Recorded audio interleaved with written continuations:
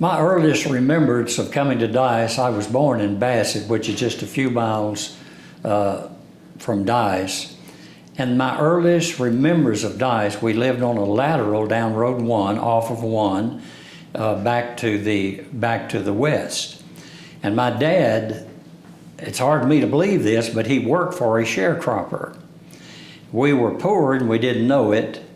And you know, we were living in obscurity, and I guess we didn't even care about that either. And we lived on it was a lateral road. We lived in the last little house on the right, and it was a mud road. And we had to walk that quarter of a mile every day to catch the bus and go to school. And after that, I'm thinking I may have been 7 or 8, 9 years old, probably 40, 41. I do remember very distinctly on the radio of Pearl Harbor being bombed. And we moved into our home on Road 1, about, I guess it's a little over a half a mile due east from the center here. And I never shall forget walking into this home. That was our first home.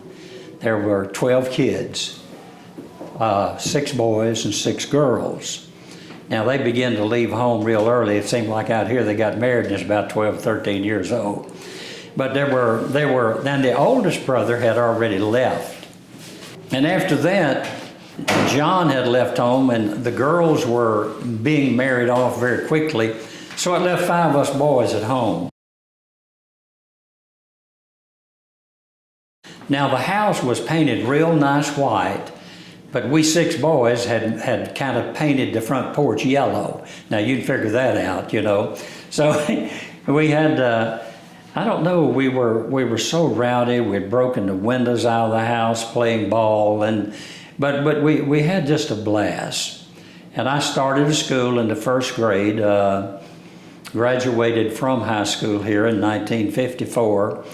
And I have such wonderful, great memories of Dyess. It kind of set the tone for me what I would become. I never dreamed in a million years that I'd be a pastor. So I pastored for some 46 years, just retired recently. So, but I always come back to Dyess, always will, because this is where it all started for me. And I know most people outside of Dyess look, you know, and I always told them, kind of look down on us because of being a colony and how it started, but this was my roots, and every time I come to Dyess, there's just something, my emotions seem to rise within me and get away from me, and being 82 and a half years old, I still want to come back every chance I get. Every chance I get, I want to come back. And what was so strange about the home, I think I may have mentioned it a moment ago, but when we walked in the front door for the very first time, I didn't even know what electricity was. And they pulled this chain in the living room area, and it was a 40-watt bulb, and I thought I was going blind. I thought, my goodness, look at this. You know, we had a smokehouse, we had an outhouse, we had a barn, we had the mule, and we made those 40 acres work for us. I don't know how it happened, but you know, none of us ever starved to death. We didn't have the best of clothes, but had a hard-working, loving mom. Dad could have done a little better than he did, but he was Dad, and he did provide clothes and food for us. So it was just a wonderful time for me.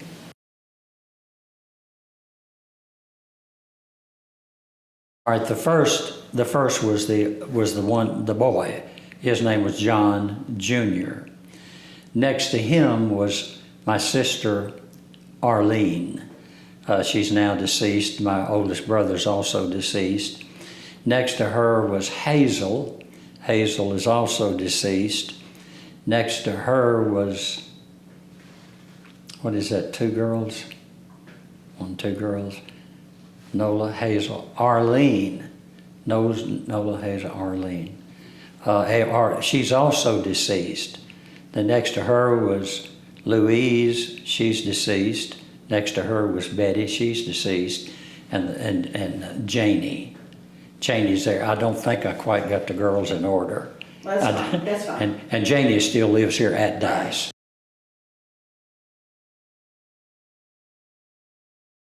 we rode the bus. We were about, oh, I don't, we didn't walk quite a quarter of a mile. When the bus would come down Road 1, we all met at one place. And in this place, there was a lateral that went both ways, and Road 1 ran east and west, and they had laterals north and south. And all the kids would be there, and there was a big pond there. And how we, in the wintertime, we skated on that thing, how we kept from falling through, I have no earthly idea. But we would meet there and have a good time, do our thing in the wintertime, and we'd have to, they didn't pick you up in front of your house then. You either got on there or you got off there, you know. So that was our thing back then. My closest friends that I had were two of the boys named Clay and Ray Jones. They were twin boys, and they lived down off of Road 1. They were my friends all the way through school, and of course I loved basketball, and I played basketball and was pretty good at it. I was Mr. Dice High when I graduated. I was best athlete. I was the sorriest scholar that they ever had here, you know.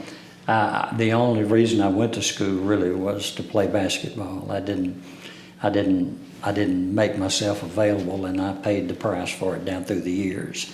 But I was able to get a degree and go to college and finally, you know, spend years in the ministry.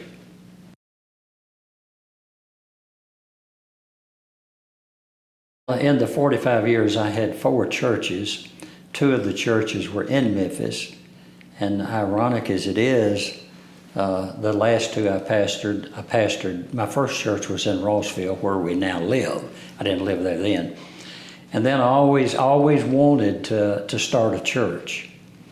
And I was in Tullahoma Baptist Church by the airport in Memphis. I've been there 18 years. And an opportunity came up for me to do this. So we went out, and we were offered a lot of help, and I said, no, if this church is built, I want God to build this church. You know, I don't want any contributions. I want a handful of people to come in here, and we built a beautiful church out on 194, right 5 miles back north of Rossville. It's still there. I'm still a member of that church, although I'm not pastoring there. And we paid for the church, and we didn't have any money. We took a 10-year loan, paid for it in 8.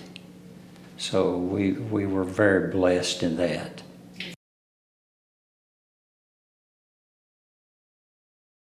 Of course, we were very mischievous, and Dice had a lot going on in the center back then. Very pretty little place, you know.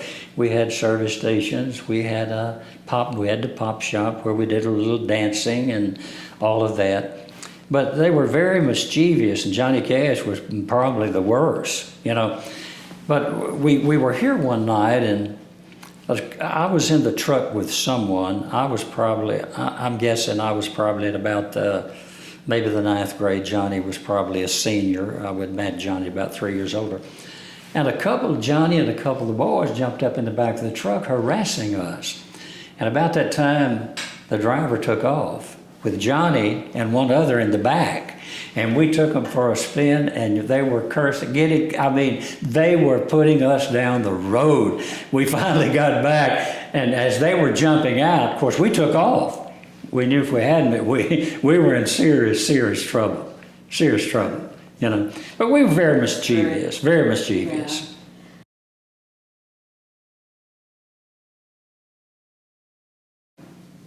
You know, the one thing that has always stuck in if anything happened in school, I got blamed for it, whether I did it or not, because I was so mischievous. But I remember coming to school one day, and on top of the school, I don't know if you've ever heard this or not, there was a wagon. I'm talking a real wagon. Some guy, and I was not in on it.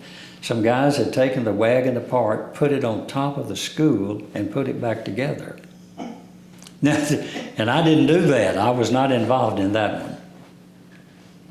That's great. Oh, it was some crazy guys. There were some crazy guys. But you know what? There are some guys that left here that really made something of themselves. high and military rank, doctors, dentists, lawyers, just great guys.